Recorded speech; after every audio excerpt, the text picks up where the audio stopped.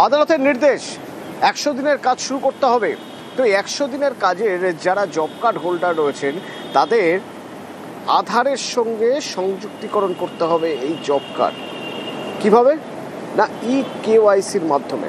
সিঙ্গুরে যে পদ্ধতি চলছে বা যে প্রসেস চলছে হুগলির সিঙ্গুরে আধারের সঙ্গে জব কার্ডের সংযোগের কিভাবে কাজ চলছে, যার রানা রয়েছেন আমার সঙ্গে। রানা, হ্যাঁ অতনু দেখো, সিঙ্গুর ব্লকে দুদিন হলো শুরু হয়েছে এই আধার কার্ডের সঙ্গে যে সমস্ত জব কার্ড হোল্ডাররা আছে সেই ভূভোক্তাদের সংযুক্তকরণের কাজ।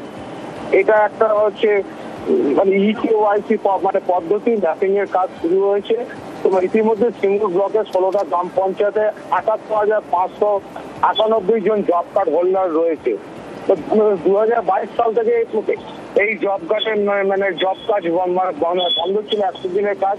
মানে ফলে উপভোক্তারা কি অবস্থায় রয়েছে, তারা কজন আদৌ বেঁচে রয়েছে, সেটা নিয়ে কিন্তু একটা ম্যাপিং এর কাজ চলছে।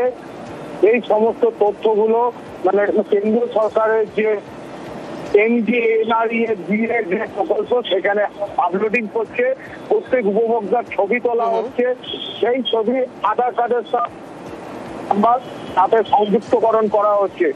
এর ফলে যেমন একটা ম্যাপিং এর কাজের ফলে আগামী দিনে যদি বায়োমেট্রিক অ্যাটেন্ডেন্স চালু হয় তখন কিন্তু এই যে মানে তথ্যটা কিন্তু তাদের তখন গুরুত্বপূর্ণ হয়ে পড়বে। ধন্যবাদ।